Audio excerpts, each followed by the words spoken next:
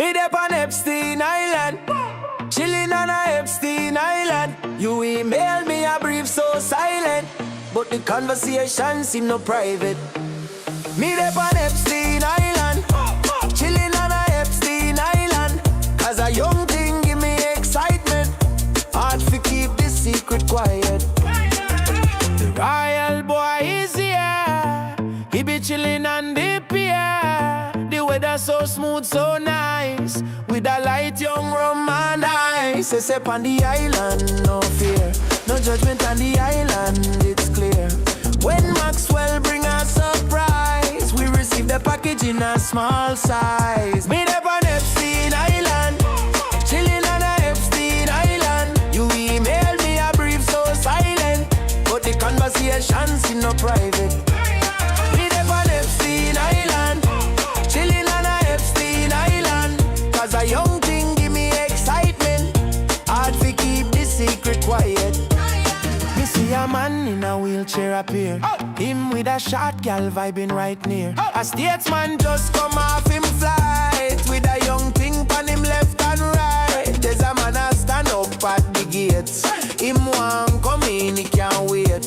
Him look very smart and wise, foundation boy so nice. Me up on Epstein Island, chilling on a Epstein Island. You email me a brief so silent, but the conversation seem no private. Me up on Epstein Island, chilling on a Epstein Island. Cause a young thing give me excitement, hard to keep this secret quiet. Mr. Musa call late at night, him want come over, want and invite. Him have no vibes, we no rate till. And Maxwell tell a idiot say the party's done. We laugh cause smart get one STD. Him living too young, wild and free. From one Russian gal, intercourse. His wife no happy, she want divorce. Next day come around, it's safari time. We a enjoy, we self-relax and wine. Jeffrey a drive we round in a the Jeep. Him a chill guy, can't believe them call him a creep. Look how the monkey them a climb up and jump. Look on them go, them a climb and jump. Epstein Island a the place we be, if you want nature and animosity. Me up on Epstein Island, chilling on a Epstein Island. You email me a brief so silent, but the conversation seem no private. Me up on Epstein Island, chilling on a Epstein Island. Cause a young thing give me excitement, hard to keep the secret quiet. Put your marks, generate this shit.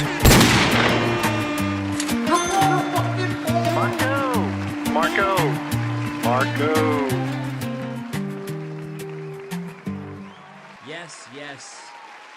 Yes, my friends, welcome back.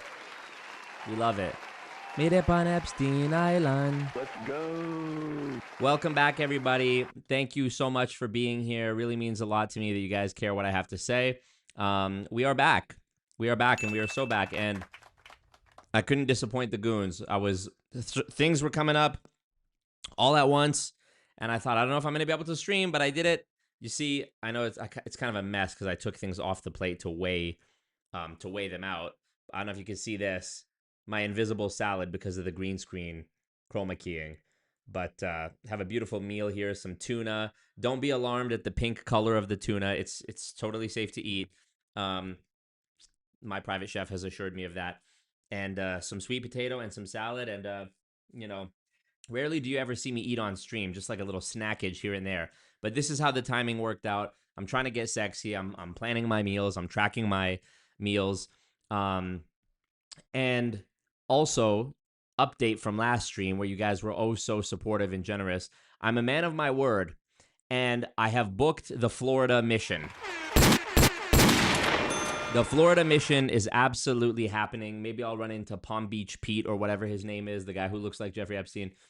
But it's fine. The food is fine because before we get into my thesis about why we will never be free, and I promise this is not a doomer stance. I'm just going to show you some historical examples, and you're going to think of examples in your own life, and I'm going to tell you examples from my life, and I hope to convince you even though it's an unfortunate realization, an unfortunate thing I'm trying to convince you, I hope to convince you that we will never be free. We will never be free of the pyramid scheme in some way, shape, or form. It's going to persist. It's going to continue to be there in some shape, in some way, whether it's the Ponzi, the pyramid scheme, the MLM, whatever name it goes by. And I'd like to explain to you why. But first, we have a video we need to watch, which is about the pyramid scheme crisis in Albania in 1997. I would have been 1 year old, so this is very recent history. And looking at that, and then another video, another bit of research I have to show you to explain why I think we will never be free. So thank you guys for being here, first and foremost. Thumbs up the ting. Thumbs up the ting. Streamlabs link in the chat if you want to support. I've been working the reason I haven't dropped a video in over a week, even though I have multiple banked episodes of Multi-Level Misery ready to go, is because I've been working on this workshop. It's a content creation workshop. It is for people who are serious about content creation, people who are not just hobbyists, but are actually like trying to make money off of social media, or maybe they already have and they're trying to like expand the ways in which they make money, or businesses trying to do the same. I feel like businesses are some of the worst for like coming off like they're trying too hard on social media and being sort of like without personality. And so I've been putting together this workshop and building a website and, putting together an offer to go with it where, people can hire me to do this workshop. So if you want to support the work I've been doing on that, and if you want me to put it out for free, that was another thing. I talked to some people about it. They were like, why don't you do the workshop once a month and then charge people to come to it once a month? And I was like, I could still do that where it's like a paid thing where there's Q&A and whatever, but I also feel like it would be really valuable to have a recorded thing out there that anyone can access, just, for me to prove that I know what I'm talking about before they give me any money for any sort of like guidance. But yeah, I mean, my gut tells me to give it away for free. So, yeah, based if true, betraying us, watching UFC, love that. What up, Brandon C? Love to Brandon C says 16 viewers, 6 likes, make it make sense. What's going on, you guys? You don't love me anymore, huh? What's going on? Monsoon the Goon, no more Build Brokies Radio Pandi stream. Let's go. What up, Adil Sikter?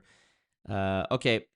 Rob, pull up Marco's stream ASAP. And you know what? I might even do another Dono goal for to do another Patrick Bet David stream, because I've got people reaching out to me being like, I can impersonate this guy and this guy, and I still get comments almost every day on one of the 2 previous PBD streams I did where I was impersonating Pat, and so I'm thinking of doing like another. I'm thinking of doing another Patrick Bet David stream, but with other guests. Like last time I had Reborn playing Netanyahu. I feel like I could have another one where I have different impressionists on there.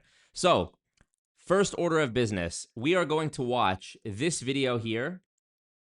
It is from the channel Cold Fusion, which I'm sure you've all seen videos of before, but this video came out 3 years ago. I have seen it before, but it's been a while. It's probably been 3 years since I've seen it.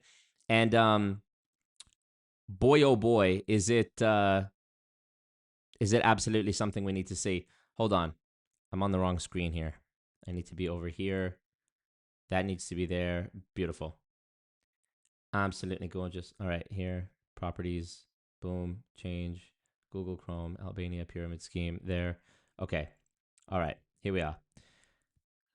Let's check it out. What the fuck is happening? Here we go. Why? Just click the video, for fuck's sakes. Okay, here we go. It's no secret that the world is plagued by scammers. Most of us are inconvenienced by their attempts weekly. We receive emails, texts, and calls from people pretending to be someone that they're not. From false bank account alerts to a message saying that a package that we didn't order has been delayed. Scams come in many forms. Some are simple, but others can be highly complex. While falling victim to a scam can lead to severe financial hardship for individuals, the fallout from complex schemes can cause widespread destruction. Such was the case for the people of Albania 26 years ago. In the late 1990s, Albania experienced one of the most devastating financial crises in modern history, and it was caused by pyramid schemes that promised a high rate of return investments. 2/3 of the entire country invested, but ultimately, the schemes collapsed as they always do. And the result was catastrophic. The life savings of many Albanians was gone, and this spiraled into an angry population, a civil war, and then the death of thousands. It's a wild and sad story. In this episode, we'll take a look at how this disaster happened and the lessons that can be learned from this tragedy. This is the story of how pyramid schemes destroyed Albania. You are watching Cold Fusion TV. Before we jump into this wild story, let me tell you about today's sponsor, Aura. Their exposure to breed rental control line. If you sign up easier, to understand how a pyramid scheme could collapse a nation, it's best to start by understanding how they generally work. I've done a full episode on this, but essentially, pyramid schemes are illegal investment operations that promise high returns but are designed to cause significant financial loss for those who fall victim to them. A small group or individual offers a product or service which they claim can generate high returns on investment. In reality, the product or service is often substandard or doesn't even exist at all. They rely on recruiting new investors to pay earlier investors, forming a pyramid shape. At first, it works. The new investors get paid, but not from the returns of the service, but from the money paid by new members.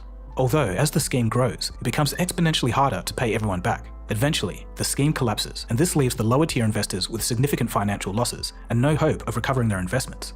But meanwhile, those who invested early and managed to sell in time stand to make a large profit.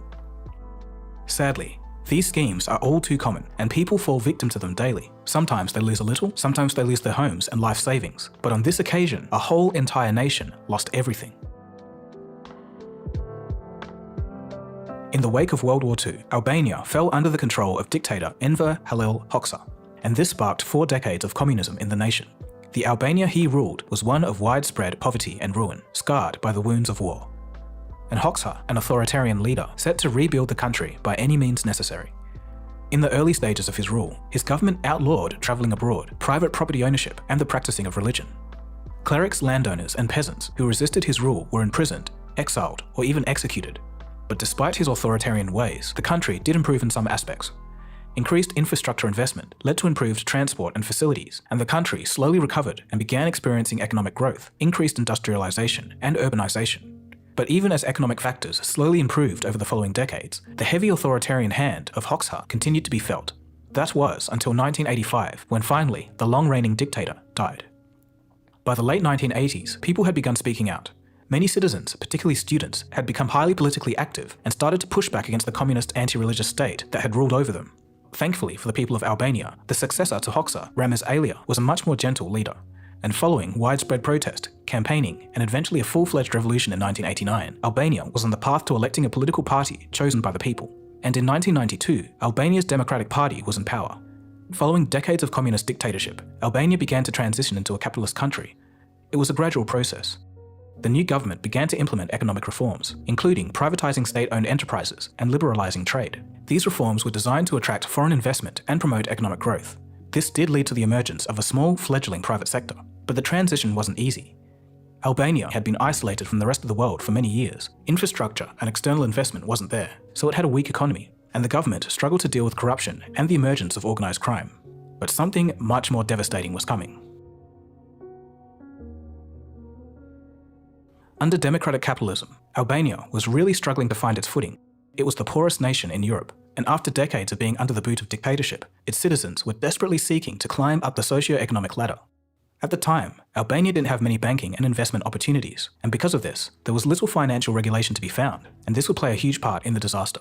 And moreover, these people were very poor, uneducated, and desperate. And most importantly, they had little to no experience with capitalist markets. And this all left the people of Albania sitting ducks for predatory investment pyramid schemes. And the pyramid schemes did arrive. They were operated by various companies, many of which were not registered with the government and were owned and operated illegally. The mafia, predatory foreign investors, and those who held influential positions under the communist system all saw the opportunity to take advantage. The investment proposals from these companies promised extremely high returns, some up to 50% per month. Of course, if you're financially literate, this is ridiculous, but to the people of Albania, it was an opportunity of a lifetime. The people of Albania hadn't experienced capitalism before, so they probably just thought this is the way that people in capitalist nations invest and get rich. While all of this was going on, the government not only turned a blind eye, but openly and actively supported these pyramid schemes, and this only served to increase their appeal.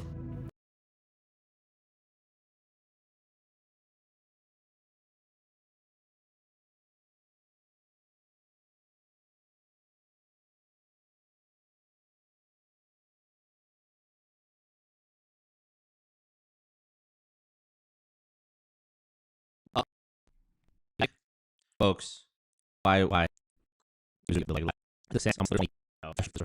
Refresh if you had lag. Close this. Okay.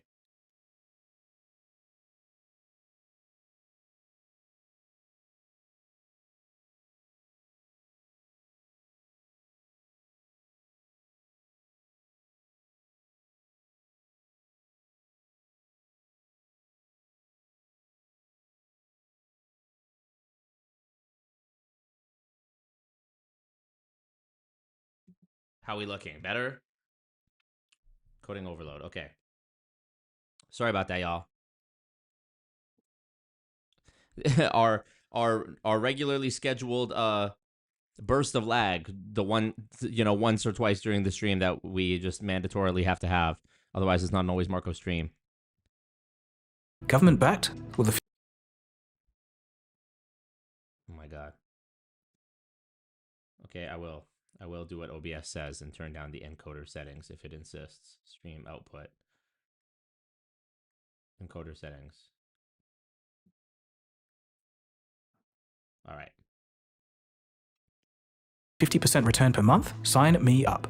The schemes quickly gained popularity, and many Albanians invested their life savings. 25 firms held the majority of Albania's creditors. Of those 25, VEFA was the largest firm. They had 60,000 investors, and all of these investors believed that their money would grow at rates far exceeding what the banks could offer.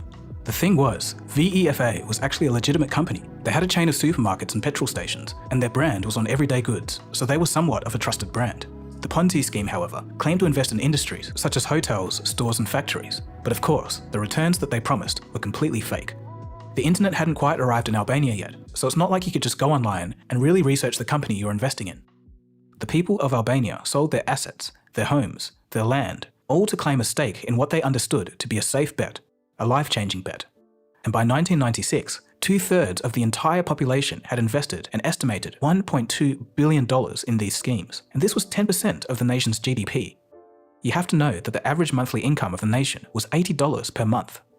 Sadly, it would not be long before they discovered that their investments were unsustainable and relied on a constant stream of new investors to pay returns to existing investors. By late 1996, the schemes had reached their natural breaking points. VEFA, the powerhouse of the industry, collapsed, and this triggered a wave of panic among investors. It set off a chain reaction amongst all the major firms. As people panicked to withdraw their money, the other firms collapsed too. Many Albanians lost everything, and they were understandably angry. And then, a period of social unrest began. With large amounts of material possessions sold to invest everything, and having lost it all and having no way to get their money back, the country was thrown into chaos. The collapse of the pyramid schemes had devastating consequences for Albania. The country's economy was severely damaged. The citizens wanted compensation, or even revenge. Everyone, from farmers to police officers and soldiers, had been ripped off, and there was widespread poverty, even worse than before. Social unrest, riots, and protest occurred across the country. Thousands took to the streets in every populated centre across the nation. Hunger strikes took place at universities. Initially, the protests against the government were peaceful. Everyone simply wanted their money back.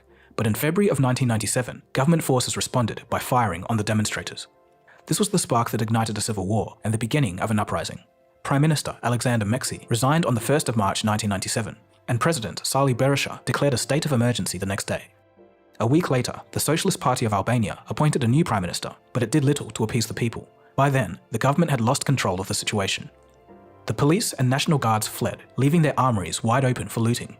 Militias and criminal gangs took the weapons, and the armories were emptied. 700,000 guns were looted, and the population was only 3.5 million.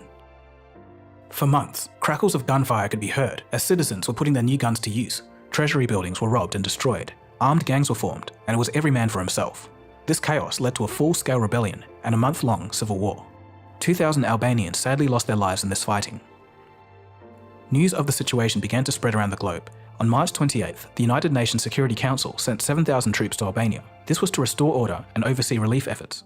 In mid-April, surrounding nations launched a peacekeeping force to assist, and by late July, peace had been restored. The United Nations and other organizations continued to provide humanitarian aid, and a new government was formed through elections held in 1998. The new government faced many challenges. There was still widespread corruption, and now they had a completely ruined economy, worse than it had been before. But in time, eventually, painstakingly, order and stability was restored to the country, and it laid the foundation for democratic reforms in the following years. The Albanian Revolution was a defining moment in the country's history, and the country would struggle with political and economic challenges for years to come. The Ponzi schemes that took down the country of Albania in 1997 had far-reaching implications. The population has actually been falling as citizens left for Greece, Italy, Germany, the UK and the US. As the publication The Conversation points out, there's been many empty ghost towns left in the wake of the disaster. But interestingly, since 2020, there's been a slight migration wave. There may be hope for the country as it makes strides in developing its infrastructure and improving its business sector. Although, of course, it still faces corruption and organised crime challenges. Albania has made significant political progress though. In 2009, the country became a candidate for membership into the EU. And to meet the requirements of the EU, they've had to do a lot of work, and this has been good for the future of the nation. But when all is said and done, the collapse of its economy and the resulting civil war is a stark reminder of how vulnerable we can all become when desperate and faced with the promise of a more prosperous future. It's also an important reminder to pay extra attention to any investment opportunity that you're involved with. So there you have it. That's the wild story of how Ponzi schemes destroyed an entire nation and caused a civil war. So thanks for watching. If you want more fraud videos, I've got plenty of those.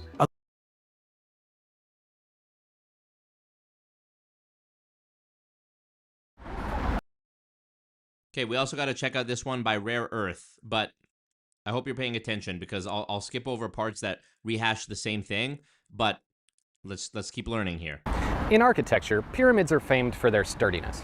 They've lasted for thousands of years despite overgrown jungles and blasting desert sands ripping at their foundation. They're about as indestructible as our buildings get. But as businesses, not so much. A pyramid scheme begins to collapse the moment it's begun, because it's not really a pyramid. The base is flipped. And if you invert a pyramid, you're left with a funnel. There's not a lot of buildings that are shaped like a V. In 1997, Albania learned a very hard lesson about funnels. No matter how much water you pour into them, it doesn't stop trickling halfway down.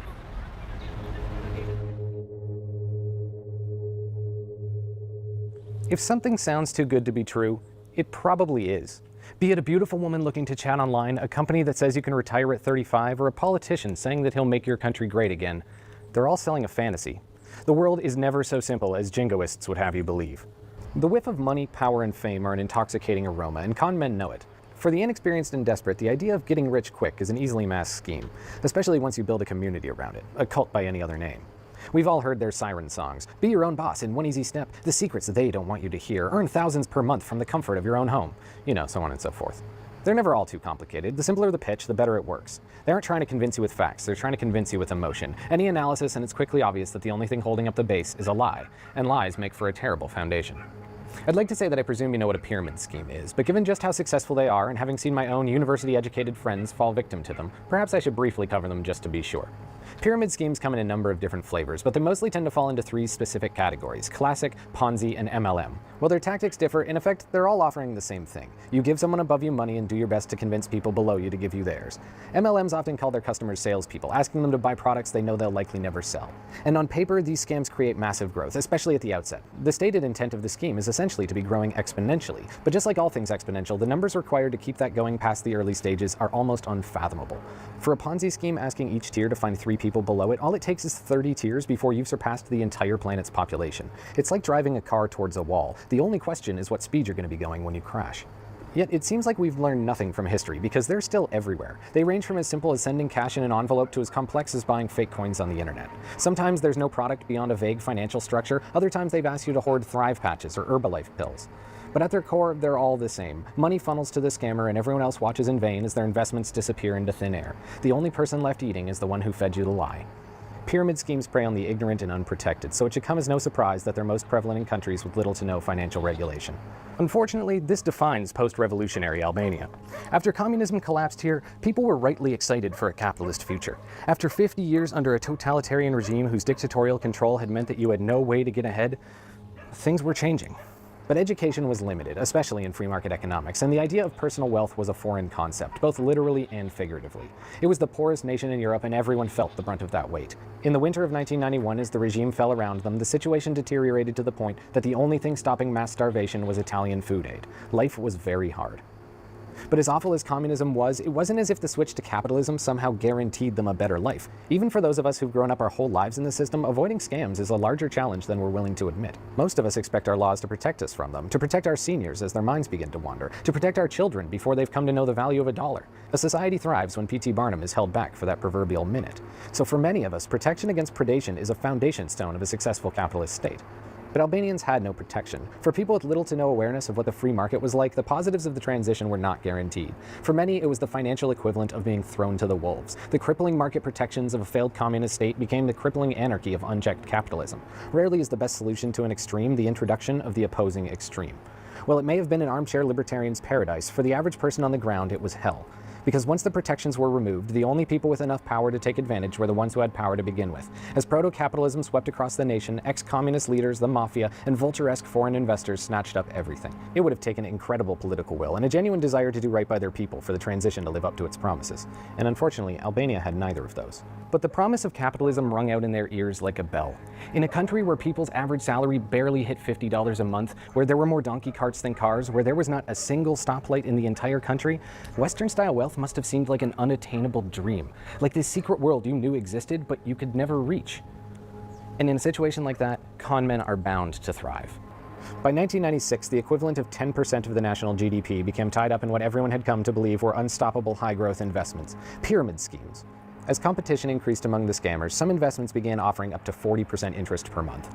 The central bank couldn't afford rates nearly close to what were being offered on the private market, so people naturally gravitated towards those that promised the highest returns. And as they grew, the government hovered either between silent or openly supportive of the schemes, which led investors to believe they were legitimized, perhaps even backed with public funds. It began to snowball. People mortgaged their homes, sold their farms, cashed out their savings, and put their hopes in the fantasy of unbridled growth. A resident of the capital was quoted in saying in 2016 that the city smelled like a slaughterhouse, as legions of farmers came to sell their livestock in hopes of joining the boom. As their power reached its zenith, they must have seemed unstoppable. Both the ruling party and the opposition found themselves corrupted. The prime minister even had his economic advisor imprisoned for telling the truth about the oncoming collapse. The IMF warned the government that the scams were being used to launder money out of the country, and the corrupt president shot back, accusing them of trying to hinder Albania's newfound success. Anyone in the country who wasn't on board was shouted down, accused of being communist holdouts unable to adjust to this prosperous new world. But it was a con. Massive, unchecked Ponzi schemes run by mafioso and government officials alike, milking the nation to the brink of collapse. When the car finally hit the wall in 1997, it had nearly maxed out its speed. And as the scams began to fall and it was clear what was about to happen, those in power dragged their feet, attempting to throw their support behind the remaining scams. They were in too deep. Riots broke out. The military and police had been scammed just as much as the citizens, and they began to desert their posts. Millions of guns disappeared from armories. A full-scale revolution was on the brink. Government offices were burnt to the ground, and hundreds of protesters were beaten and arrested. Within a few months, most of the country had slipped from the government's control. Tens of thousands fled the nation, starting a population decline that continues to this day. Seeing their political futures crumbling alongside the pyramids, politicians turned the nation's remaining guns on those they'd robbed into insolvency. But it was futile. The system collapsed. In the end, nearly 2,000 people lay dead in its wake. In a country of just under 3 million, over 130,000 lost everything. As people forced the president from his post, an interim government was put in place and began trying to stop the hedging. Assets were frozen on the remaining pyramids, some of the worst perpetrators were put in prison, and the country began the long road towards recovery. But there was nothing they could do to turn back the clock. The money was gone, and for those who'd invested, the price of this lesson came at the cost of their entire lives. Everything they'd built was washed away in a moment of confusion and greed. The water had all funneled down the spout, and in the end, there wasn't a drop left for anyone else. But the point of telling this story is not to shame the Albanians for their lack of awareness. They're just a symbol for the rest of us, a symbol of our need for financial regulation. All of our nations are susceptible to pyramid schemes, and no matter where you're from, we are all capable of being duped by a confidence man. The higher their boat rises, the more we imagine it deserves to be there. But this happened because the government of Albania let it happen, because people felt that seeing numbers rise was the same as benefiting from a growing economy, because it funneled money to the people in power. Which brings me to the United States. There are many of you who will not want to hear this next part. Most people in the middle of a confidence scheme will fight tooth and nail to legitimize it. They've invested their personalities in this, let alone their money, so even hearing that it might not be true is enough to send them reeling. Remember that a con man won't sell you facts, but emotions, because they know that you'll fill in the rest, and once you're invested a penny, psychologically you'll be in for a pound. In 2015, the United States had over 18 million people invested in MLMs, with sales of nearly $36.5 billion. That's a full percent of the population higher than it was in Albania. And even though these schemes exist in every country on Earth, the reason I speak of America specifically is because their president is famous for taking part in them. ACN is a multi-level marketing company out of Concord, North Carolina. For 9 years, it provided Donald Trump with millions of dollars in exchange for hype and access to his name. In turn, he even went so far as to promote their products on The Apprentice. Despite being named as a pyramid scheme by the Montana Commissioner of Securities in 2009 and having to declare bankruptcy in 2011, he only stopped repping them when he ran for president in 2016. I actually didn't know that part. Ideal Health, an MLM selling multivitamins, was also featured on The Apprentice. They too gave him millions of dollars. Only instead of them searching him out, he found them. In the late 2000s, Donald Trump was specifically looking for an MLM to sell his name to. And within a year of them meeting, Ideal Health was renamed the Trump Network. It specifically targeted those who'd been hurt most by the financial crisis. Trump said it wasn't a pyramid scheme because it had a product, but if you remember from before, that's just pyramid number 3, the only version currently legal in America. And within his cabinet, it only gets worse. Betsy DeVos, Trump's Secretary of Education, is married to the owner of America's largest MLM, Amway. With $9.5 billion worth of product pushed each year, it's the 29th largest privately held company in the United States. Director of HUD, Ben Carson, much like the president before him, also served as a frontman for an MLM called Manatech. Carl Icahn, who is Trump's advisor on federal regulations, owns 24% of Herbalife, one of the largest pyramids in the world today. And of course, this isn't just limited to Republicans. Since 2017, 48 members of Congress, 14 Democrat and 34 Republican, have been working to pass a bill that provides further protections for litigation for operators of pyramid schemes. In true conman fashion, they've named it the Anti-Pyramid Promotional Scheme Act, but it only gives them more power. This is bigger than the president. It's a symbol of our complacency, a symbol of our ability to be conned. Confidence men are given that name for a reason. They create cults around themselves. Cults of wealth, cults of personality, cults of confidence. And in turn, we open our wallets to them. We vote for them. It was no different in Albania. They felt they were making their country great again too, right up until they didn't. If we don't believe the government's job is to protect us from these con men, it won't. If we don't force them to put regulations in place that stop scams, they won't. We're not immune to the examples of Albania. One of the first orders Donald Trump made as president was to remove a law that stopped financial planners from having to manage retirement funds in their clients' best interest. The elderly have always been an easy mark, and the money trapped in retirements is massive. Their stated reason was that it would increase the economy, but don't forget that on paper, Albania prospered right up until the moment it collapsed. That's how cons work. I'm not anti-capitalist, far from it. I firmly believe in the individual nature of society and our ability to write our own stories. But there's a limit to all things. Extremists almost never realize the extreme. Cultists almost never realize they're in a cult. The answer to unchecked communism is not unchecked capitalism. Increasing the speed that we're driving towards that wall only brings about destruction faster. Regulations exist to protect us from predators, and that's a good thing. Fight for them. Remember your role in all this. And for the love of God, don't expect the water to stop trickling halfway down. This is Rare Earth.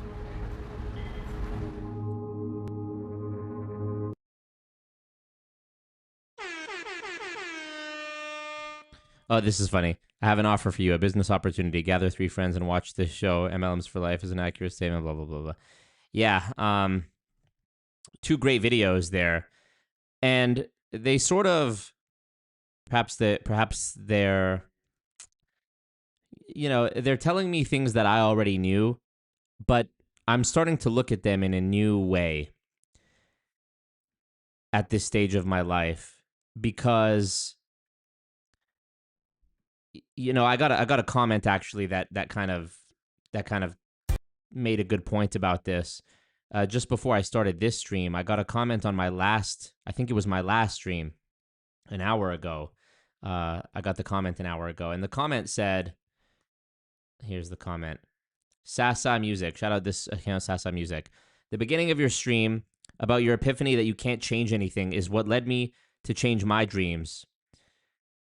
I wanted to make an impact politically. I pursued grad school. I wanted to aim for a PhD in hopes of promoting humanitarian theories over the late capitalist epidemic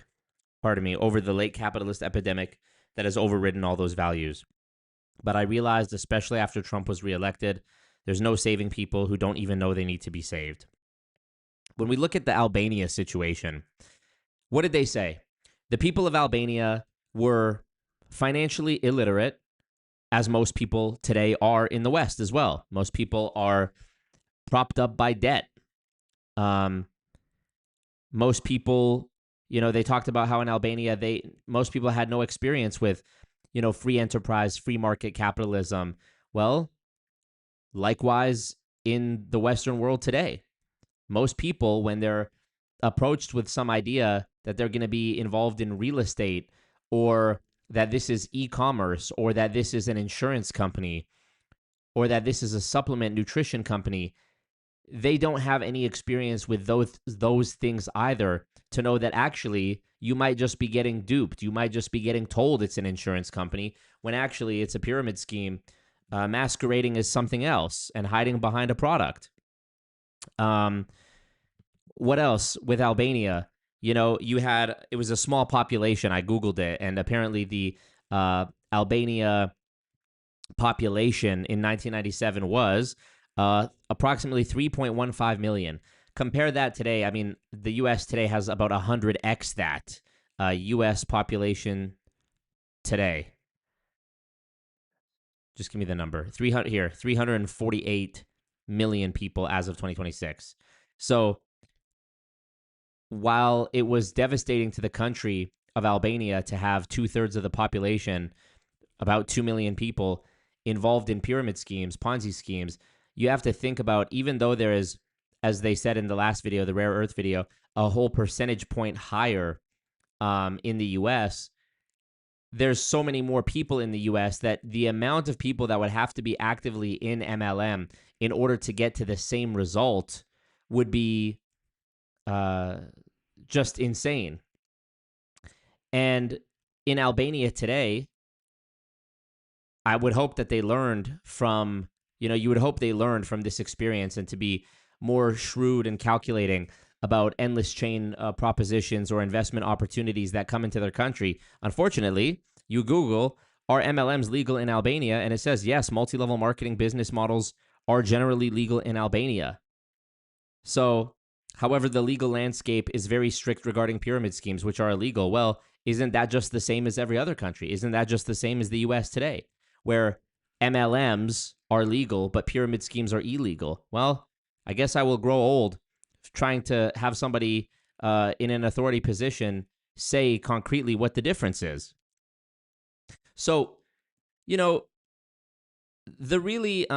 big takeaway, I think, is what they talked about in the rare earth video. The gentleman put it very well. When you're trying to talk sense into somebody who has put their whole identity and belief and self-image into what has essentially become a cult, you're fighting an unwinnable war. It's almost like trying to talk someone out of a religion.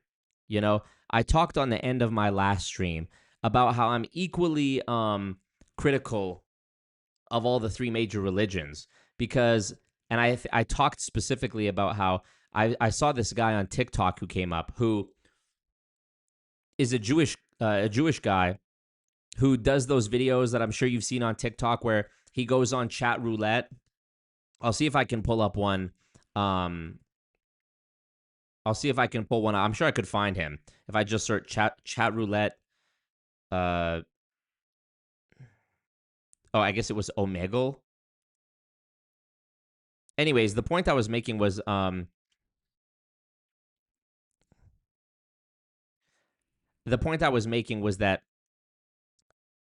all of the people who have a point to make about another religion, who have an axe to grind about another religion, they're all correct. Anybody who is gonna criticize one religion for having a certain belief or something in their holy book that's bad, they're correct. And if the tables are reversed and the person being confronted says, yeah, well, your book says this, they're also correct. There's a bunch of horrible, unjustifiable shit in all of them, So, but again, if people are so, it's part of who they are. It's not just something they do. It's not just something they believe. It's part of who they actually are in their heart and in their soul. And so, I've been thinking to myself over the past year, especially this very difficult year that I've gone through. I keep thinking to myself, there's that part in The Dark Knight, at the end of The Dark Knight, where he says we tried to be decent men in an indecent time. And, this is the line spoken by Harvey Dent, Two-Face. And this is after his sort of fall from grace, as he realizes that the sort of moral fabric of society is so fragile that he decides to, after a very traumatic incident, mind you, this is still a movie, he decides to leave everything up to chance. So he's sort of an anarchist in that way, but he decides to leave everything up to chance, and he flips the coin. And because he's just given up hope in the system. He's abandoned hope in the system that he was a part of, that he tried to come in and fix and change. And then the Joker came and just, defeated that by bringing in like lawlessness and chaos. So yeah, I've been thinking something similar in this past year of like, I'm 30 years old, and I feel as though I tried to be a good person in an evil world. Not to be dramatic, but I do feel that way. I feel like I tried to be a decent man in an indecent time. Like, again, I hope I can say this in the current climate in May of 2026. I hope, and mind you, I'm just gonna come out and explain what I'm saying. I'm not like I don't have TDS. I'm not like a libtard. I'm not against Trump just for the sake of Orange Man bad. I was one of the people who was like, even though it's not going to move the needle on MLMs or pyramid schemes at all if he gets reelected, I sure hope Kamala isn't it was like, truly I wanted neither of them to be the president, because I knew it was going to be more of the same bullshit either way. At least that was my opinion. And I would hope that it's not like jarring to anyone to hear a criticism of Donald Trump, of all people, at this point in 2026, when I feel like even a good amount of his actual core base has turned their back on him as well, even just from the time he was reelected. This is the climate we're living in. Look at who the most powerful man in the world is. Donald Trump, from Home Alone, from Fresh Prince of Bel-Air, from that McDonald's commercial and that Pizza Hut commercial and that reality show and that multi-level marketing ACN promotion thing, and Trump Steaks and Trump Vodka and Trump University and Trump Network and Trump whatever other business that failed and whatever other casino went bankrupt. That guy convinced enough people that he's going to be the one who keeps everything in tip-top shape. And perhaps I'm foolish to think that I would, obviously there's a market for attention if you're counterculture. And so if the majority of people are in favor of a certain politician and they vote him to be the president, there's obviously going to be some, there's going to be an ability to get fans off of the premise of being against that person. Obviously, I'm not this was not a political channel when I started it by any means. But, if that's the case, if that's the time we're living in, then perhaps I am foolish. Perhaps I am an idiot for even trying to do this, because now I'm 7 years in almost, and I'm starting to see like the next generation, as it were, of, someone who was 12 years old when I put out my first video about WFG is now 19 years old, is now the same age that I was when, and my former best friend was when he joined World Financial Group. What hope do I possibly have? No matter how many views, if we 10x'd the views of the the WFG video tonight, and it had instead of 800,000, it had 8 million views. Who am I to think that I am going to, no matter how eloquently I put it, who am I to think that I'm going to convince a 19-year-old idiot with stars in his eyes who's just been bamboozled and sold a yellow brick road by some person that had first mover's advantage, that got to him first? We have this inherent bias in us where if I meet John and John says, by the way, when you meet Billy, watch out because he's bad news. Well, then when you meet Billy, you're already looking at him a certain way and being skeptical because John got to you first. If Billy had gotten to you first, he might have said, oh, watch out for John when you meet him. So who am I to who am I to think that I'm going to convince somebody out of it? Especially when these people who get first movers advantage almost always be sure to say, don't look up this company, or if you hear anything bad about this company, just know that people are spreading lies online to try to make money and blah, blah, blah, whatever other reason. So, going back to Albania, imagine you're a goat farmer who has, or cattle or whatever they had, the farmers who came to sell their flocks because they were going to invest the money in a pyramid scheme. They had no concept of entrepreneurship. They had not, as the gentleman in the video said, not one street light in the whole country. These were a civilization that was at least technologically a step behind the West. So when they had this flood of what they perceived to be Western capitalism, democracy, of course they were going to flock to it, to think that they had a chance to be, what they might have seen in a movie or on TV, or, passing by a shop and seeing there was a little TV there that was playing some American movie, and they thought they're going to experience that, and they didn't have, and the internet was like in its infancy. People weren't on the internet like that. What they say, there was more donkey carts than cars on the road. These people were doomed, in my opinion. And this desperation mixed with the unfamiliarity of just business and entrepreneurship is something that I think is still present today. I have a bunch of footage from 2024 and 25 of when I was in Asia. I went to different Amway headquarters in Asia. I still need to put this video together. But you see these gorgeous, lavish, big Amway buildings with statues, and it's like a museum. They have conference speaking rooms. They have so much of this stuff that is just there to sort of, it's like a monument to Amway in Asia. And I think that's purposeful. I've never seen that here in Canada. I think they have a couple in the US. They have like the Amway headquarters or whatever.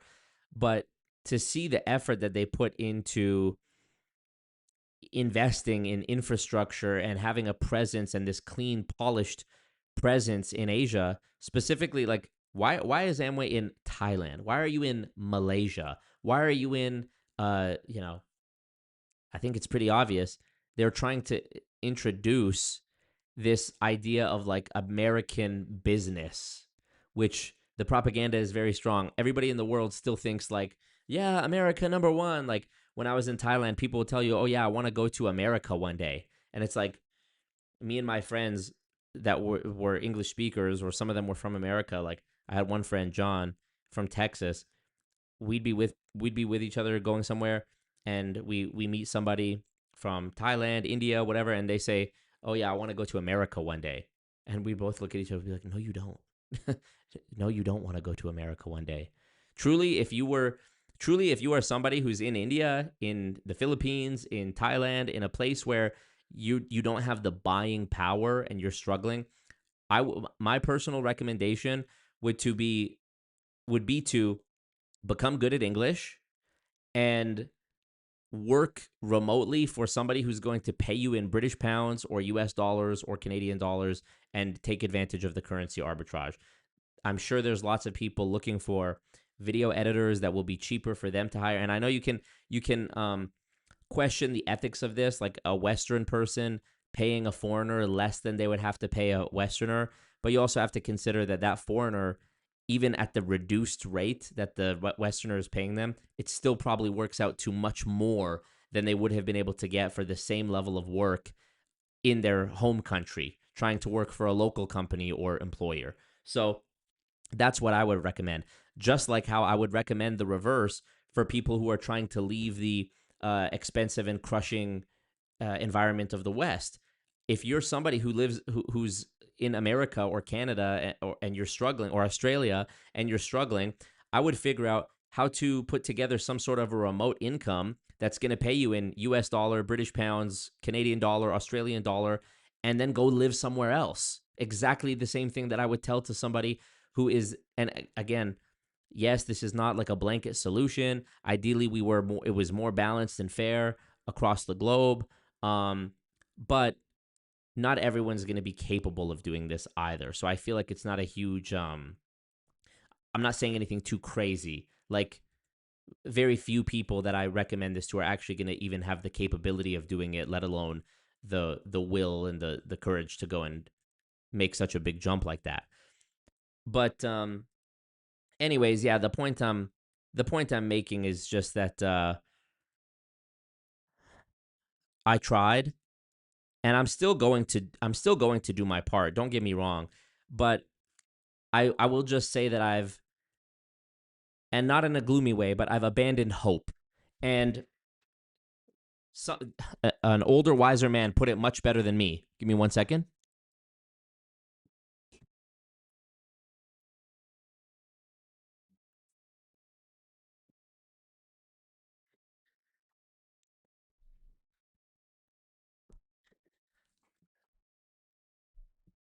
In Ponzenomics, Robert writes in the very, very end of the book, the afterword is called "No Hope and None Required." And I actually spoke to Robert about this recently. Live. Whoops! Whoa! Wrong button. The book pressed the button. I spoke to him about this recently. Actually, he talks about how enormous ill-gotten resources fund the myth of MLM. The fake identities of direct selling and income opportunity are spread with classic propaganda methods, things that I've exposed on my channel: the big lie, utopian promises, dream vision diversion, repetition, fake stats, doublespeak. Against revelations of the enormous consumer losses and the naked deception, MLM promoters and their successors aggressively lobby to stop law enforcement, corrupting elected representatives and regulators all over the world. As cultism emerged in various forms in America in the 60s and early 70s, MLM's plan rapidly expanded into a totalistic belief system, a pseudo-economic way of life that I call Ponzenomics. Millions of people welcome this fable as it is deceptively sold to them, their last best hope for the American dream. I mean, is that not what happened to the people in Albania? Is that not what's happening today? When COVID happened and everybody was on some Forex, MLM, IM Academy, whatever, you know, this is, as I said, Nathan was correct in my ACN video. The worse it is, the worse the economy is, the better I do. My business booms in the down economy. You bet your bottom dollar it does, Nathan. Because when people are desperate and you come in here talking about, I'm Nathan, I'm a professional network marketer, I help people retire, I made this much and blah, blah, blah, blah, blah. Of course you're going to do well when people are fucking desperate. When you've got a bunch of people in the winter in Edmonton to come down to this godforsaken penthouse in Edmonton to listen to your pitch. Yeah, you bet they wouldn't be doing that if things were going swell. And it's going to happen again. You know, I feel like the pendulum is swinging once again. We saw a huge uptick during COVID. You know, I met a guy in Bangkok.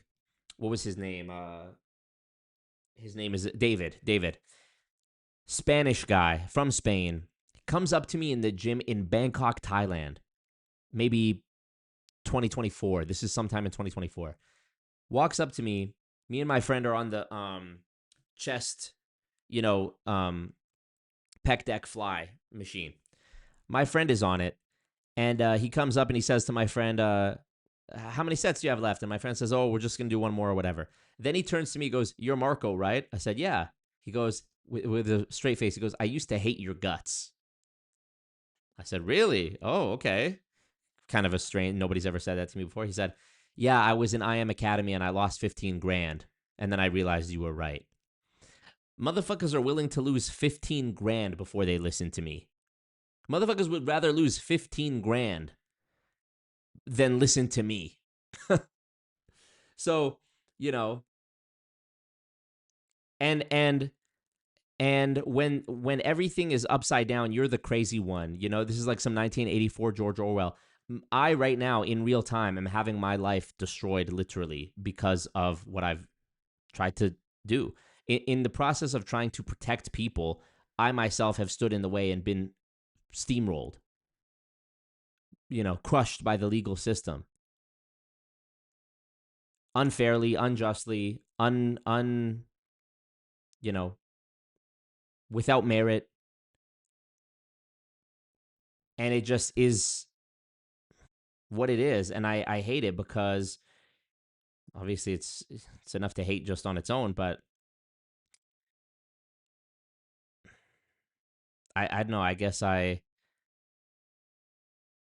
used to think that the older folks, when I started doing this anti-MLM stuff, the older, scholars and authors and lawyers and people that I spoke to, they all seemed so hopeless. They all seemed so curmudgeon-y and Scrooge-like about the idea that anyone could change anything. And I used to say, no, it's different now. We have the internet now. We have anti-MLM content. People are getting millions of views and getting hundreds of thousands of followers talking about this. And, we're learning. People are waking up to it.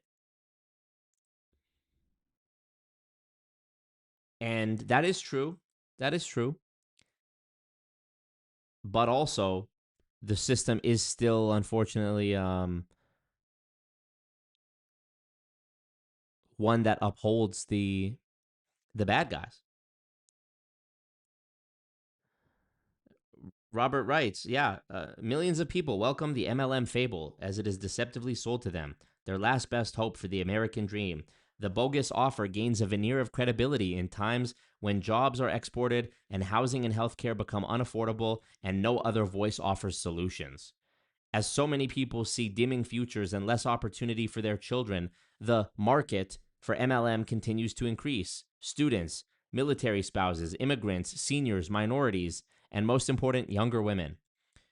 Impoverished countries and those adopting market economics are particularly vulnerable. See Albania, 1997. For those willing to confront MLM's harsh and disturbing realities, there is another challenge beyond deception. As so many have asked me, if not MLM, what is there to place hope in? Which is hilarious. It's like when people tell me on my comments, you spend all this time talking about why this person's doing bad and why this is bad and that's bad. Why don't you tell us what we should be doing? It's like, so if I told you not to do this drug or that drug or drink alcohol, you'll tell me what should I do instead? Really?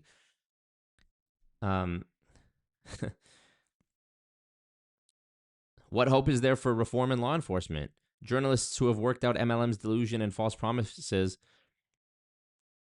ask me for a sign of hope to include in their stories. Others want a prediction of the end to the losses being inflicted, or for a possibility of MLM transforming into real business.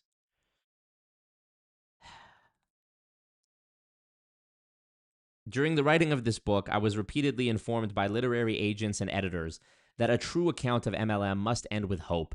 It must offer a way to move government toward enforcement and oversight. Some urged me, mind you, this book came out in 2021, so it's funny reading this now, 5 years later. Some urged me to write inspiring stories of breakthroughs and life-changing lessons learned by victims, making failure in MLM a personal pathway to eventual triumph, a rite of passage. Others recommended I recount the experiences of some in MLM who made money contrasted with the others who lost, thus a balanced tale. That is the theme of so many newspaper articles on MLM that I have been interviewed for. The commercial marketplace is depicted as intrinsically fair, a reliable safeguard against fraud. In the end, these stories conform to MLM's brutal and false narrative that some win, some lose, so what? The invisible hand of the market, not the entrapping MLM plan, is the cause of MLM loss rates. Of course, this is untrue. And this is the part I really wanted to read to you. I underlined and starred this. Robert writes, from my own years of experience, I lost hope, and I discovered that none is required to continue providing expert witness and consulting services, to maintain consumer education resources, and to assist news media, authors, researchers, bloggers, victim groups, and colleagues in law, academia, and nonprofits. I no longer refer individuals to complain to the FTC on their own. It is a futile and frustrating action, given the FTC's history of revolving door connections to MLM, though an organized large-scale complaint by thousands of victims might awaken law enforcement. I also never suggest contacting the Better Business Bureau. Without knowledge or even efforts at investigation, the BBB, like the FTC, routinely and baselessly treat MLMs as legitimate, and it deals mostly with just refund complaints. Some MLMs that have been shut down or sued in class action lawsuits had A ratings.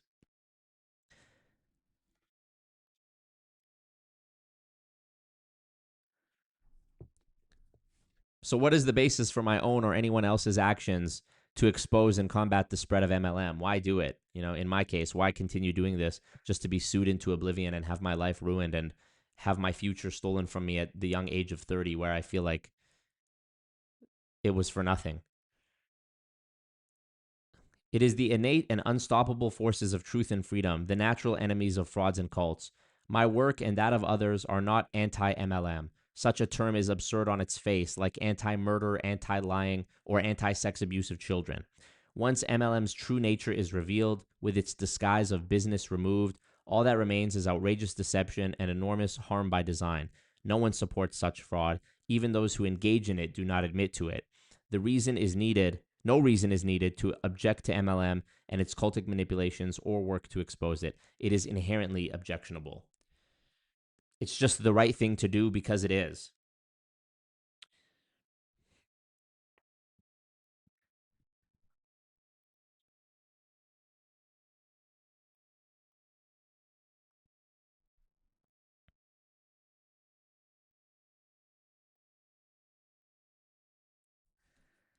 And this is on the final page of the book, so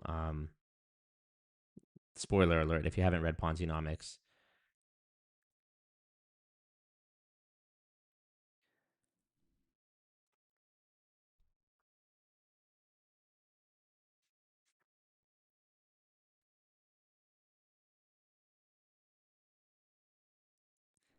When the truth of multi-level marketing is no longer unimaginable and unspeakable, but is as clearly recognized as the reality of cigarette smoking, the end of the largest of all cults and its global pyramid scheme will fall like the house of cards it is.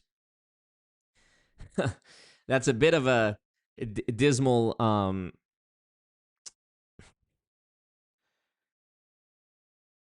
prescription, because think about how long it took for cigarettes to... I mean, if you're not aware of this, you can Google the Tobacco Master Settlement Agreement. As a matter of fact, why would I burden you with Googling when you're watching me? I'll just pull it up. Tobacco Master Settlement Agreement was something that happened in 98. Funny enough, a year after the Albania thing. It's a landmark legal accord between 4 major U.S. tobacco companies and 46 states to settle Medicaid lawsuits, requiring companies to pay over $206 billion within the first 25 years. It limits cigarette marketing, including banning cartoons and targeting youth, and funds public health. So, you know, this is why before cigarettes used to be advertised on TV and movies. There was the old commercial of Barney Rubble and Fred Flintstone smoking cigarettes. Doctors used to recommend cigarettes in advertising. And it got to a point where it became so overwhelmingly undeniable that cigarettes were bad for you and cigarettes were like purposely, cancer causing and whatever else, that rather than get rid of something that had been so deeply ingrained in society up to that point, they just imposed regulations. You're going to pay a big fine. We're going to tax the shit out of it. We're going to make you put labels of scary looking images on the packaging. You're only going to be allowed to buy it at certain points of sale. You have to show your ID for it. It's behind the counter. We're not going to advertise it on TV. All this stuff. Cigarette statistics 2025. Let's see this. In 2025, cigarette consumption continues to decline in Canada, with monthly sales 8 to 18% lower than 2024 levels. Whoops. Globally, the World Health Organization reports a slow decline, with over 1 billion tobacco smokers projected for 2025, falling short of global reduction targets. Declining sales. I mean, it's going down now. But, I mean, were there people who got in literal legal trouble for opposing cigarettes back in the day? I don't know.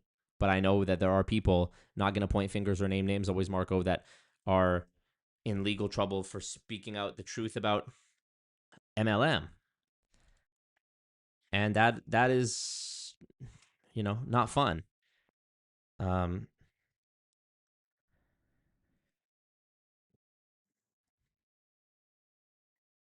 rewinding a little bit to the top of this page, but this is the final page of Ponzenomics. Robert says, the road to change will likely not be measured in FTC prosecutions, but in the level of public awareness.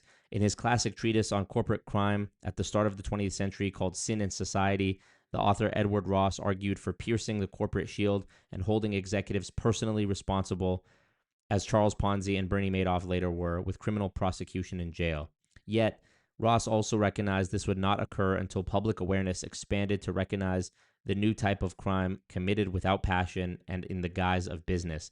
He wrote, as in Hosea's time, the people are destroyed for lack of knowledge. That perfectly brings me to the next point that I wanted to share with you.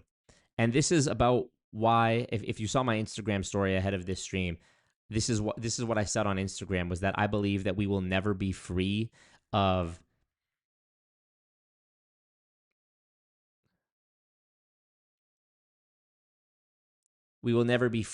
this endless chain scheme in some way, shape, or form. And I've played this video on stream before when I was talking about unchecked immigration in Canada and I guess across the globe. And I'm going to play it for you again now. It's a very short video, but it makes the point exceptionally well. And I think it does a good job in pointing out, if not explaining, then at least pointing out the blind spot. And perhaps you guys watching and I can have a discussion about why you think this is, why you think this is a thing. It's undeniable that it is a thing, but I want to know why you might think it's a thing. And it's this video. Let me just play it. The greatest shortcoming of the human race is our inability to understand the exponential function. And the exponential function is the mathematical function that you'd write down if you're going to describe the size of anything that was growing steadily. And for example, 5% per year, the 5% is a fixed fraction, the per year is a fixed length of time, and that's what we always want to talk about, just ordinary steady growth. And people do not understand the implications of this. And an example I use is that if you have something growing steadily, you have a doubling time, and it's easy to calculate. Take the number 70, divide it by the percent growth per unit time, and that gives you the doubling time. So for instance, bear with this math for a second. He's going to do a very simple image-based comparison in a moment. Since if you had 7% per year, you divide the 70 by 7, and in 10 years is the doubling time. And so what does that mean? Well, one of the examples I use is the cost of an all-day lift ticket to ski at Vail. In 1963, when Vail first opened the ski area, it was $5 for an all-day lift ticket. Well, it doubles every 10 years. 1973 it was $10. 1983 it was $20. 1993 it was $40. 2003 it was $80. And if this keeps up, by 2013 it'll be $160 a day to ski. He's correct about this, and I just Googled as well. Vail all-day ski ticket price for 2025, 2026 often exceed $300 at the window, with peak day prices approaching $356 or more. So it's more than doubled since 2013. This video is obviously older. I don't know exactly what year this was recorded, but... And when I show this to students, you can just see the gasps around in the audience. And I say, this is what 7% means, and most people don't have a clue. I once had a banker in the audience when I gave my talk, and afterwards he came up and he said, he said, that's just the same arithmetic as compound interest, isn't it? And I said, yeah, it's exactly the same. Oh, he said, I knew that applied to dollars. I didn't know it applied to people. If you have bacteria and they grow by doubling. Now imagine these bacteria are people in an MLM. And one bacterium divides to become 2, the 2 divided become 4, and the 4 become 8, 16, so on. Now that's steady growth, just ordinary growth. And if they double in number every minute, and if you had just one bacterium in a bottle, an empty bottle at 11 in the morning, and then if you observe that the bottle's full at 12 noon, then you've got a case of steady growth in a finite environment. And at what time was the bottle half full? So you'll get answers like 11:30. No, this is steady growth. It doubles in number every minute. It'll be half full at 1 minute before 12. And the second question, if you were an average bacterium in that bottle, at what time would you first realize that you were running out of space? At 12 noon, the bottle's full. 1 minute before it's half full. 2 minutes before it's a quarter full, then an eighth and a 16th. Let me ask you, at 5 minutes before 12, when the bottle's only 3% full and is 97% open space, just yearning for development, how many of you would realize that there was a problem? The greatest. Precisely. Precisely.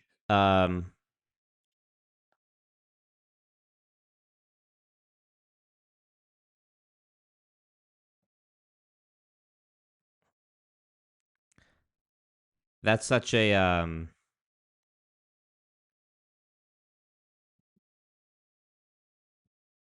can look at it when it comes to money as well.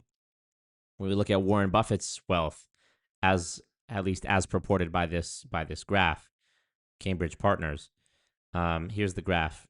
Warren Buffett's net worth. So at his age. So we see that it's a flat line for basically 40 years, from age 14 to age 53. It's completely a flat line. I can zoom in all the way and it doesn't, I don't perceive a difference. Even though he did increase his money a lot, $5,000 to $376,000, or is that million? 376 million? Is that possible? I guess it is. So it's a huge difference. But compared to the later returns that he was going to get thanks to compound interest, it's a flat line. Then you see how quickly it goes up. That from age 66 to age 72, only 6 years, he gets more growth than in 50 years. In 50 years, literally. Between ages 14 to 66, 52 years, that is exceeded in only 6. And then that's exceeded in 11 more. And then that's exceeded in 10 more. Look how crazy it grows. So I know you guys understand this because most of you are familiar with my channel if you're watching this. But when it's just been shown time and time again that, number one, people want to believe, and two, people historically have failed to understand the exponential function, whether it comes to compound interest or whatever, recruiting, immigration, whatever the thing is. I just, I'm almost going against my work and my attempts almost go against the very nature of humans and the human desire to belong and to understand and to believe in something greater. And, I was talking to somebody last night, a friend, and I said, they were talking about how they've been going on this faith journey where they've started going to church. And I was like asking about this, and I was like, okay, what have you been learning? And they talked about like reading the New Testament. And I said, have you read the Old Testament? And they were like, well, I opened up Deuteronomy and I got scared. And I was like, yeah, the Old Testament God is a lot different than the New Testament God. And so then we start talking, and I say, so what are you seeking from this? Basically, what's your hope? They told me I want to believe, I want to have faith, and I do have faith. And I said, faith in what? Faith that there is something greater, like watching over us to, guide our heart, basically. And I said, okay, that's a noble thing. And I said, but do you literally believe it? Do you literally look at these stories as true? If your girlfriend came to you and said, hey, honey, I'm pregnant, but it's not yours, and don't worry, I didn't cheat, God put the baby there, would you believe her? I would hope not. If my friend came to me and said, hey, dude, my girlfriend, right? Well, she's pregnant and it's not mine, but don't worry, God put the baby there. Are you happy for me? I think I would be a bad friend if I told him, yeah, dude, totally, that sounds amazing, congrats. I think I would be a bad friend if I did anything aside from grab him by his shoulders and shake him and say, wake up, man. She's lying to you. She obviously cheated, So I was asking these questions. Do you literally believe a man walked on water? Do you literally believe that Adam pulled out his rib and grew Eve from it? Do you literally believe that a snake spoke to Adam and Eve in the garden? Do you literally believe that a virgin had a baby surely you don't really believe these things. It's a story, right? Like it's an allegory. It's Spider-Man, you know? We learned the lessons from it. It's Harry Potter. And it was really a surreal experience because in this conversation, my friend said to me, basically, you know, I'm still wrestling with that. You're still, you know, huh? What do you mean by that? What do you mean by that? You know, um, I'm still wrestling with whether it was a literal truth that a virgin gave birth. Huh. Very interesting. So this is what I mean. If you can, there's the saying, if you can make someone believe absurdities, you can make them commit atrocities.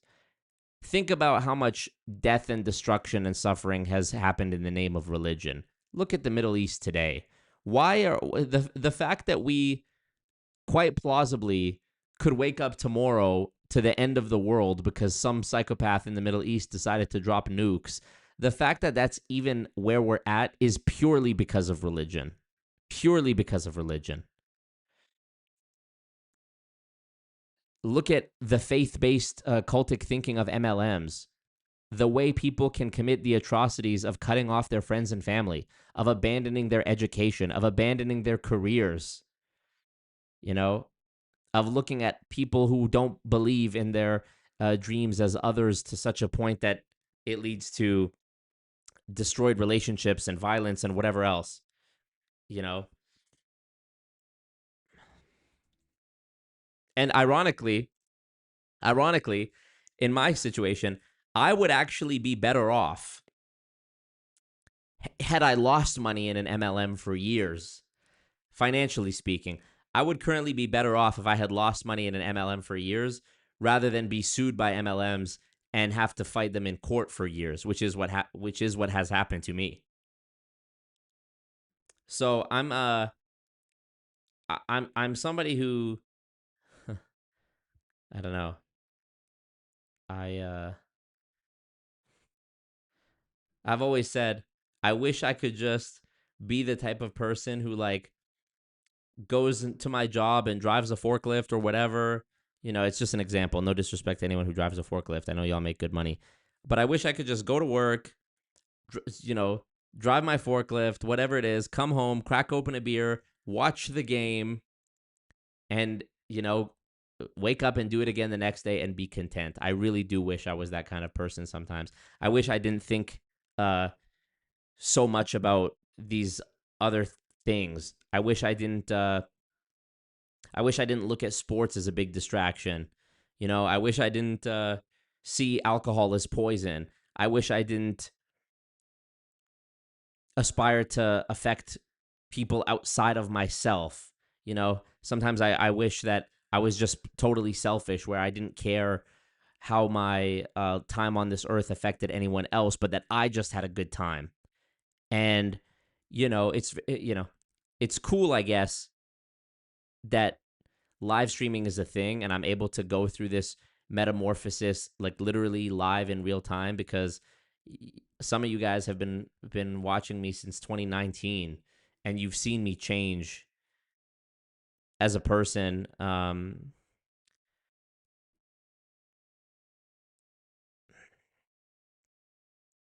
But yeah, we're not going to defeat desperation with logic. There's a saying, 50 scholars can be silenced by one fact, or 50 wise men can be silenced by one fact, but 50 facts cannot silence one idiot. Something to that effect. The same is true of 50 facts cannot silence one true believer, I think. You know? So yeah, I see us today as not much different at all as the people of Albania in 1997. Here we are in 2026, 30 years later, effectively 30 years later. And just like the people in Albania, most people are not financially literate. Most people don't have experience with entrepreneurship or, being involved in most types of business. There's a lot of different things out there. Most people have very little experience in multiple of them. Most people are desperate financially and for belonging and believing in something greater than themselves. Most people, just like in Albania, are susceptible to believing things that sound good, pleasant sounding lies.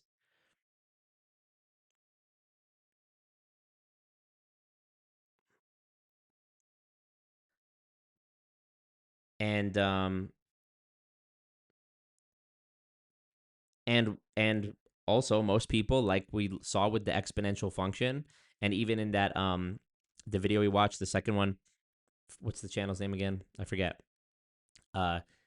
He talked about how like even his university educated friends have been taken for a ride by MLMs. Most people also don't think of the exponential function when it comes to money or their own money. How many people actually are like liquid to invest money each month, or even put away money each month? Very few, I would think. And most people, for example, think that, okay, if I can figure out how I can make $100 an hour, then I could work 12 hours and make $1,200. But if we're being honest and if we're being smart about it, the way you would really plan to make the most money is to get a little bit or a lot of money from a lot of people. There's the infographic of how to make $1 million.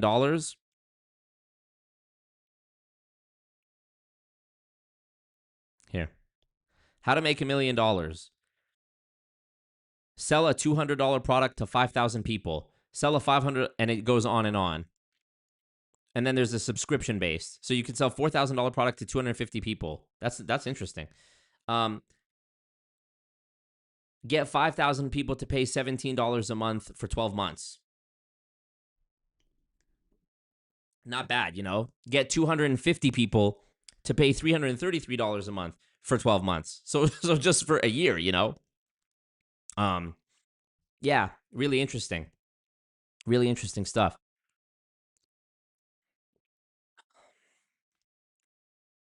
And this is something where I have felt the power of this. I've personally felt the power of this when I've had a video that went like really, really crazy, get a lot of views. You can literally feel the impact of having a little bit from a lot of people. I'll give you a great example, okay? So I'm going to just share some analytics with you for a second. I don't normally do this, but I'm going to share something with you. I think I might have actually shared this on the on a stream before, but in case you missed it or you didn't see it or whatever, I'm going to share this. So I put out this short clip, right? It's 1.5 minutes long. Here's the clip. For fuck's sakes. I'm in Walmart right now in the games section, and I came to buy Super Mario Galaxy for my nieces. They released it on Nintendo Switch. I remember playing it on Nintendo Wii when I was a kid, and I wanted them to be able to experience it as well. Look at this. Super Mario Galaxy 1 and 2, $100, dude. I literally asked the girl working in that section to check the price for me because there's no way it could be that much for two games that came out more than 15 years ago. Super Mario Galaxy came out in 2007, and the second one came out in 2010. Genuinely, how do you justify charging $100, $50 per game for two games that came out more than 15 years ago? I've never seen anything like that. It might be the most like anti-consumer thing I've ever seen, which is saying a lot because most of my content is about multi-level marketing scams, which are like the most anti-consumer thing ever. I'm not even mad at Nintendo for like taking a property that people like and trying to make money off of it on a new console, because I'm sure there are costs associated with like porting it over and printing out new copies and whatever. But like the game is already done, right? So how do you get to this price of $100? I ended up not buying the game on principle, not even because of the money. If I had $1 million in my bank account, I don't think I'd be able to justify spending $100 for two games that came out more than 15 years ago. So it's just me bitching about how expensive the game is, right? Now, there was kind of a perfect storm of factors around this video. One, this is a genuine thing that happened to me. This is not like a bit that I set up. I actually went into this Walmart to buy that game and saw it was the price. I actually walked away, and then I walked back and I was like, nah, I need to film this. and I just made a video of it on the spot. Obviously, this is in my car outside in the parking lot. I was very disappointed by this.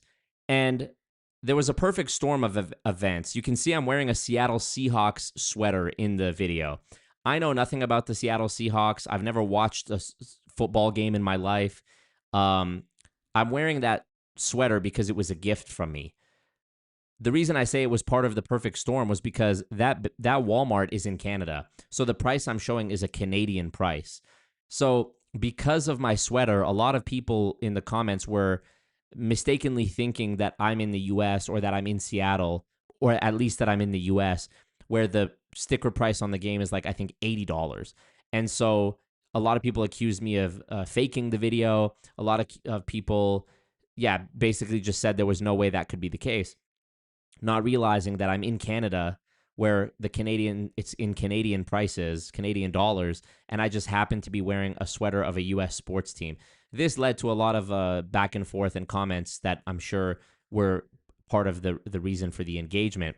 But this video got 2.5 million views on YouTube and nearly 5,000 subscribers and almost 800 Canadian dollars in ad revenue, so about 500 US dollars. So 2.5 million views on this.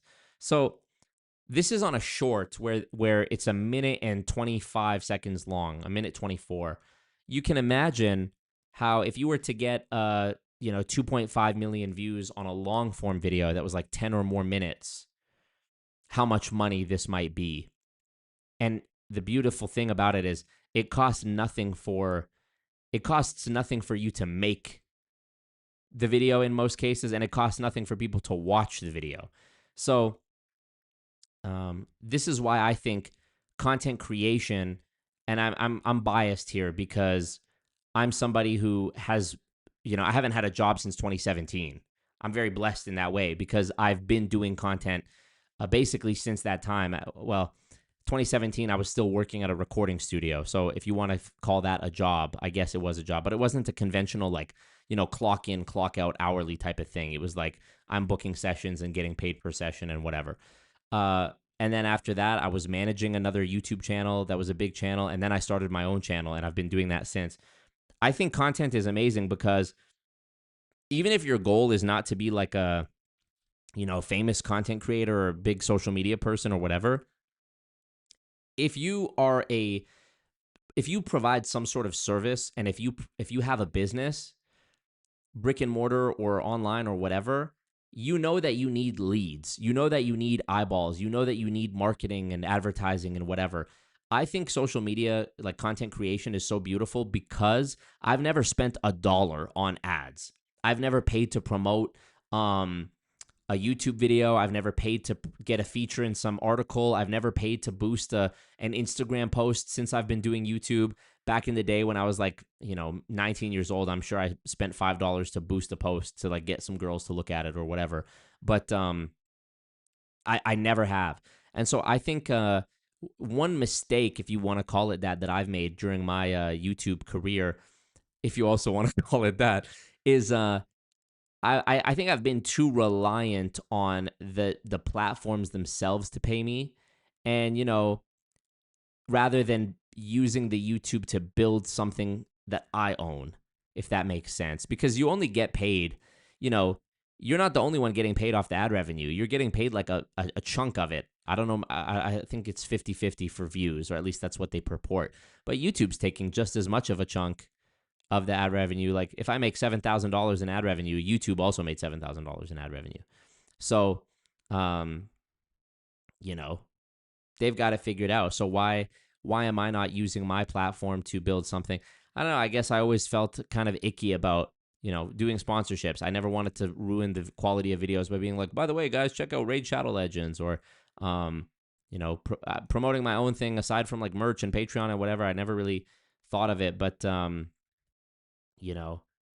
now with what I'm going through, I realize like it's something that I've had in my mind for a long time, and I've just sort of put off doing it. So I've been building this workshop of putting together like literally everything that I've learned in 7 years of being a full-time content creator, because I know it could help even people who are like beginners, not like never posted content beginners, but like early on in their careers of social media content, like they know their way around making videos, but they don't know how to make money yet, or like businesses who are trying to grow, who need to figure out the other side of it, which is like, you know, growing on social media more. Yeah, that's something I'm trying to put together. Let's see. Viz Mayhem says, SMH, just make more money, bro. Key, so true. You cannot help someone who does not want to be helped. Also true. Steve Z says, or Steves says, remotely is such a good point. Yeah, the remote work is the key. Mukdahan, Thailand, here we come. Marco. Benjamin, what up? I'm at a show, dropping in. What up? New pandemic incoming, says I heart Dubu. Yeah, what's this new mana? What is it called? New virus? It's called like the... Hold on. Is it the one on the cruise? Hantavirus. Hantavirus. Yeah, this shit is fucked up. I don't get Bitcoin scam, says Randall. Let's sell gasoline pills. Truth in your words. I flipped gold and silver. Got lucky. Hell yeah. Congrats, brother. Legend. Are these people still on the boat? This is like the Titanic thing. Orthohantavirus. Hantavirus, a genus of viruses that includes all hantaviruses that cause... Jeez Louise. Found in rodents. Each hantavirus is carried by one rodent species. Tell me this is not the new COVID. Patient 0, 17 minutes ago. What the fuck? Already in British Columbia? Oh, we're cooked. I'm in Alberta.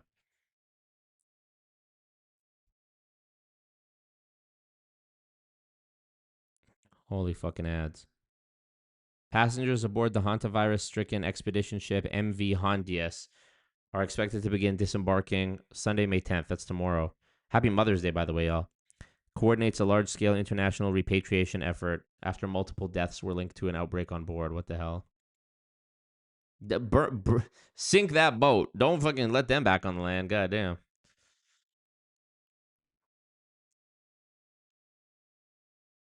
Goodness gracious. Goodness gracious. Hantavirus. Man, can we not do this? COVID was only fucking 5 years ago. Can we not do this? 6 Canadians now isolating at home after exposure to hantavirus. Oh, bomba clad. Bomba. What's this say? Oh my god. Get the fucking ads out of here. Get out. Subscribe to read. What a joke. In 2026, you want me to subscribe to read a text-based article? Fuck you. Like, why does it even come up in search if I have to click through all this shit? All right.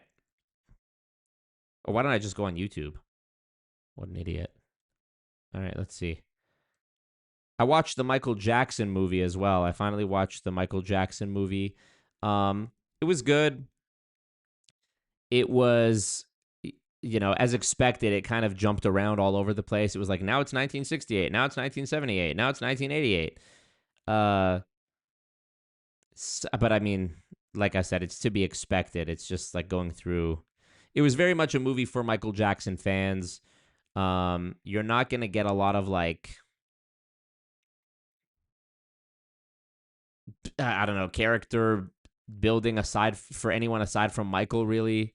It's sort of just about him trying to like become his own artist and leave the shadow of his family and his father and, you know, his obsession with being the greatest. And it ends at the Bad album coming out, which is kind of a strange place to end off. But, you know, the movie is about the performances. The movie is about, oh, look, it's Bubbles, the monkey. Oh, look, it's Michael's pet giraffe. Oh, look, it's the Thriller video. Oh, look, it's the Billie Jean Motown performance. Oh, look, it's the Pepsi thing. You know, that's jingling keys syndrome. The main difference between hantavirus and COVID-19 is that hantavirus is known as a zoonotic disease that's transmitted from rodents to humans, whereas COVID-19 is a highly contagious respiratory virus, which is transmitted from person to person. Now, the one exception to this is the Andes strain of the hantavirus, and that's prevalent in Argentina and Chile. Now, a study of a previous outbreak of the Andes virus in Argentina in 2018 found that the window for transmission of the virus is actually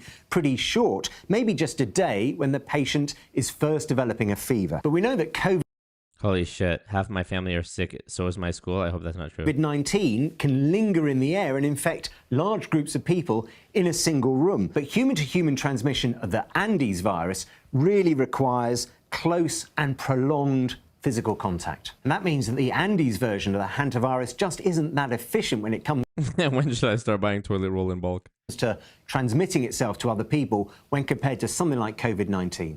The main difference between Come on, bruh. Let's not do this. Let's not do this again, shall we? Please and thanks. Now in 9 Bomba. Selma, this cruise ship is expected to dock in the Canary Islands this weekend. What exactly is going to happen? This is a really complicated and sensitive operation to get these passengers off the boat safely, of course, while also keeping them in isolation. It's something that the Spanish authorities have continued to address. There is even protests on the Canary Islands against the boat docking, so you can understand just how sensitive of an issue it is. Now, Spanish authorities say they have an ironclad system in place. It's going to be a closed-circuit loop. There are medical facilities and medical personnel waiting to provide treatment to those who need it, waiting to provide any support that may be needed. They're going to have special entrances to enter those medical facilities that are specifically prepared for these passengers. They will all be seen, treated if they are needed to be treated. And then the other element to this, the part 2 of this, if you will, is repatriating those citizens to their individual countries. You have more than 20 different countries among more than 140 people. So Spanish authorities right now are speaking to each of these individual nations to figure out what their plans are for bringing their citizens home. Let me give you the UK as an example because they're monitoring several cases. They have 3 suspected cases right now that they're monitoring. One is in a hospital in Johannesburg, one is a hospital in the Netherlands, one is on an island, a remote island in the Atlantic, and then they're dealing with several other Britons who are on board that ship. They're speaking with Spanish authorities about providing specialist flights in order to evacuate them. And then once they arrive here in the UK, they're going to be asked to isolate for 45 days. But this is a mammoth operation and a very complex mission. Certainly is, Selma Abdelaziz. Thank you so much. And let's go live now to CNN's Pau Mascara in Madrid. Pau, what are Spanish authorities saying about this hantavirus outbreak ahead of the cruise ship docking?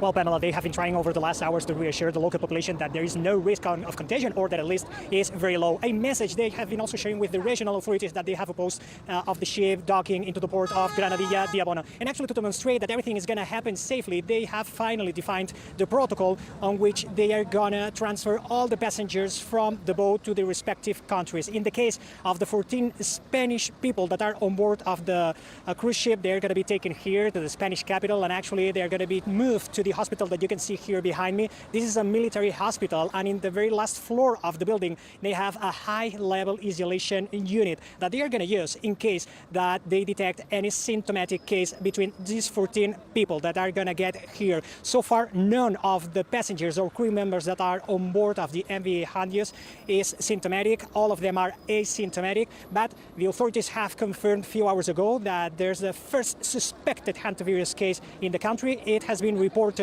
in Alicante, in eastern Spain. It is a person that reportedly shown. So was there rats on the boat or what? Like, explain to me how it started. So the World Health Organization is downplaying that hantavirus is similar at all to COVID. Listen to what one official said earlier today. This is not SARS-CoV-2. This is not the start of a COVID pandemic. This is an outbreak that we see on a ship. There's a confined area. We have 5 confirmed cases so far. We completely understand why these questions are coming, but this is not the same situation we were in 6 years ago. It doesn't spread the same way like coronaviruses do. It's very different. So, Doctor, what is your takeaway here? How contagious is this? Well, I think, Pamela, that this is indeed a rather contained phenomenon, and it will not provide a COVID-like epidemic that went global as 146 people from 23 countries. How convenient. As COVID virus did. This is a virus that usually is not transmissible from person to person, but this may be a distinctive Andes How is it not transmittable from person to person, but 3 people on the same boat died? strain, a South American strain that can, on occasion, be transmitted from person to person. Okay, but so it so can. far, it's a very confined circumstance to the to the passengers on this cruise ship. Those who have been disembarked are being watched by public health authorities in their home countries. Right, because the last I read, it was announced by a Dutch official that nearly 40 people disembarked after the one passenger died and it became clear there was a virus. And so what is your concern in terms of tracing and going back and seeing who all those people came into contact with? And do you have concern that this virus could mutate and become more contagious? Well, as to mutation, I don't. What up, Sam here? Let's see. Can I email you a funny experience? So, Dr. App, I have no idea who that is. Get Marco and all the goons out of Ground Zero for real. Hentai virus. I believe you, Dr. App. Plandemic, am I right? 2 years lost to COVID. I want to refund PPP loans, right? I think we have to go there. There's no indication that this is a rapidly mutating virus. This is another instance that emphasizes the. All right, Dr. Fauci, am I right? Where's Dr. Fauci at, by the way? Is he in jail?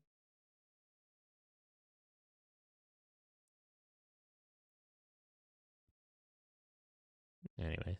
Importance of global public health. Dr. Fauci, give us vaccines. Y'all remember that? Dr. Fauci, don't forget me. Oh, it's only in the left ear. Why only in the left ear? So many things happened during. Stop talking.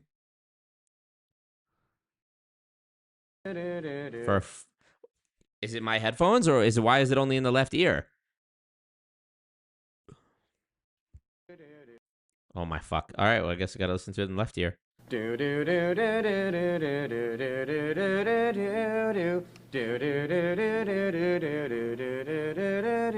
Dr. Fauci, give us vaccines. Help all the people who have been quarantined. We'll wear our masks and we'll have to stay distant. We'll wash our hands and we'll be more resistant. Fauci. There was more. Give me the whole joint. Come on.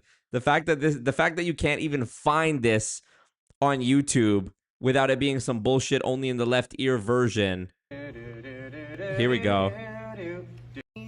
Ooh, new angle unlocked. Why can't we just have cruise ship moments? Why can't we just have cruise ship moments like this? Only. Load.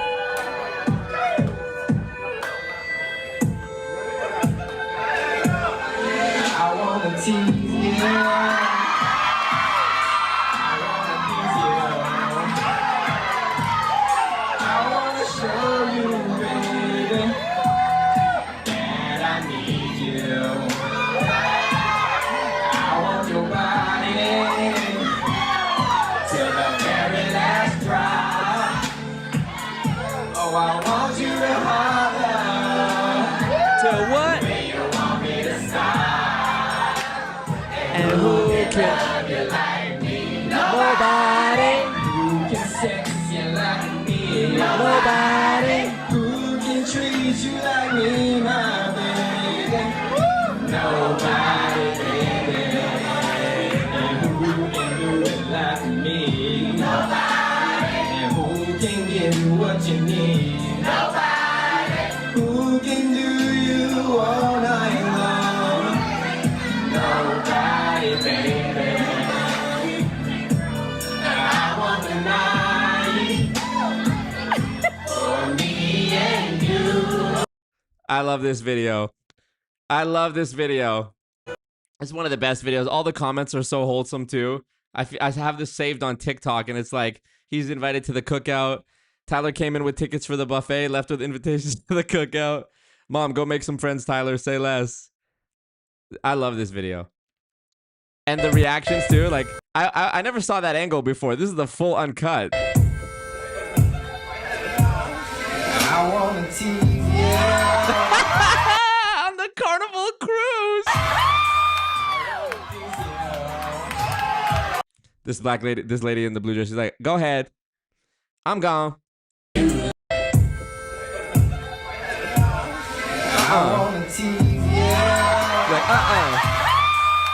I love black people so much, man. I love how they have to, like, Key and Peele have a sketch about this too. It's like when black people laugh or when they're reacting to something, they have to like physically move. Key, I gotta show you this Key and Peele skit after.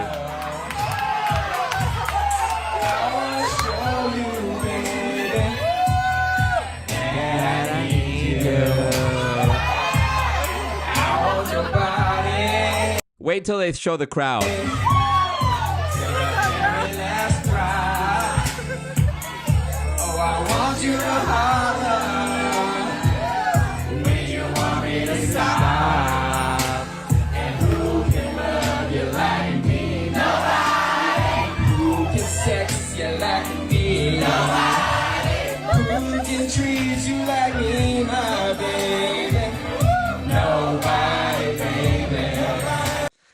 The courage of him to go up on stage too is so funny, dude. Like, mind you, you're on a boat with these people, so you could, if you do poorly or if you offend or upset people, you're stuck. That's gonna be awkward. You're stuck on that boat now. What a legend! What an absolute legend! This could have been like the Apollo Theater very easily, but nope, he won them over.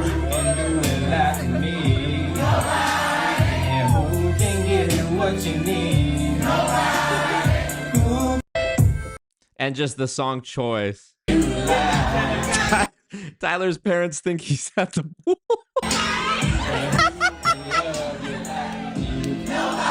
And then Keith Sweat actually brought him out on stage. Who can sex you like me? Nobody. Who can lay nobody?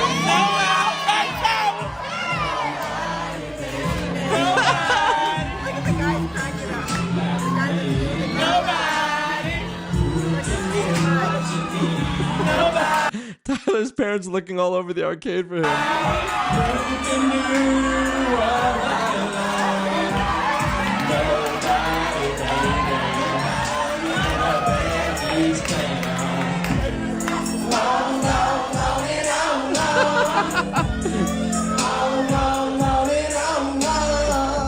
Tyler became Ty-Ty then. Tyler never had to fix his plate at the buffet. Oh my god. Nobody, baby.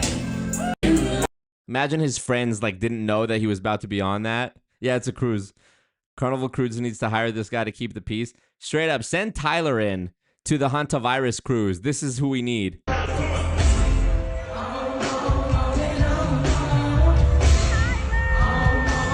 Listen to them cheering Tyler in the crowd. Yo, you went on a cruise around that shit. Tyler done went viral and famous now.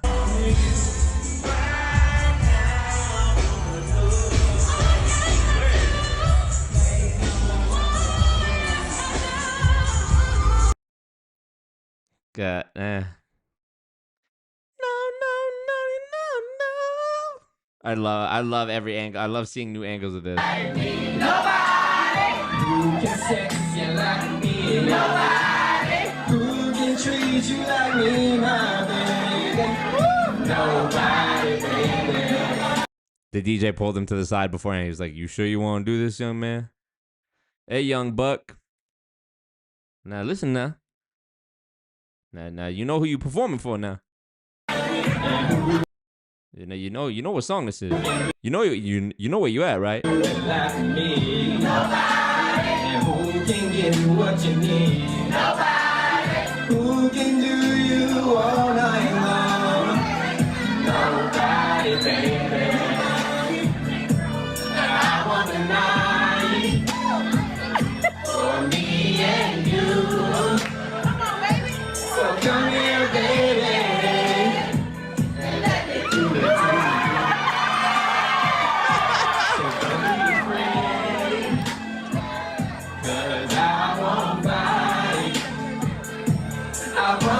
Give it to you just the way you like.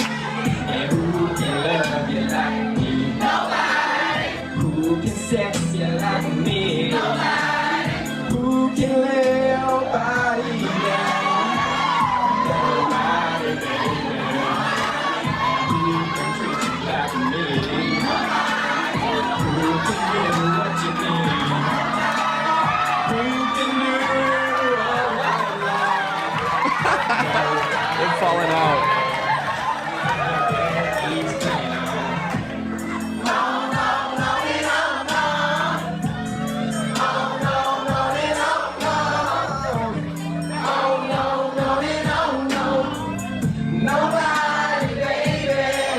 And what a good song choice too. Like it takes real skill to pick a song that like people are gonna sing along to, you know. With the slides on, what a legend.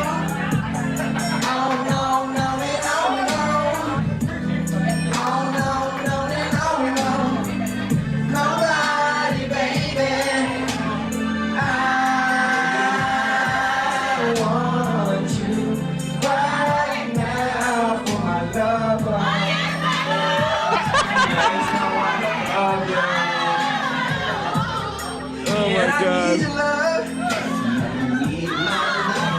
I'll be right there for you, baby. Oh, yes, I will. Nobody.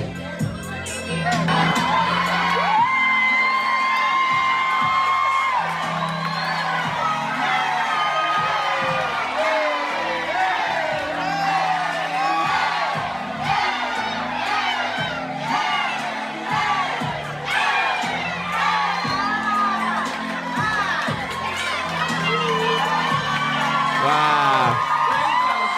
Killed him. Wow, I've never seen the full version before. This is huge. No. Again. He better get back up and sing another song. They just like keep him prisoner there, having to sing all the songs. Oh, Carnival Cruise, baby. So first, let's start it off with a certificate. All right. It says congrats. That made him the captain of Carnival Cruise. Tyler Hayworth. Congratulations to moi for being a TikTok sensation. How can you stay some socks? You all. Oh, this is a hooded. Needed a new one. Gave him a bunch of Carnival Cruise swag. Hey, Comments. I really appreciate it. No matter. what a legend. What an absolute hero. Tyler's my hero, man. Hantavirus, huh? That video of Tyler reminds me of give me a second, it'll come to me.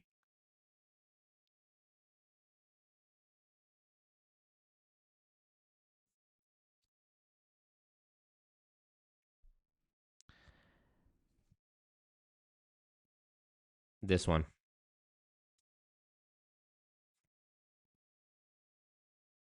Here it is. This one right here.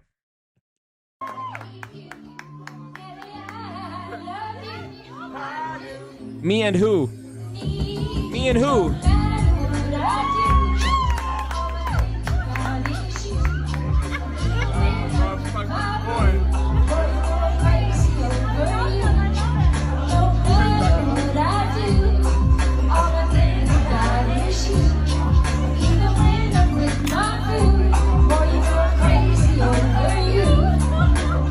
I met this chick and she was right at the block.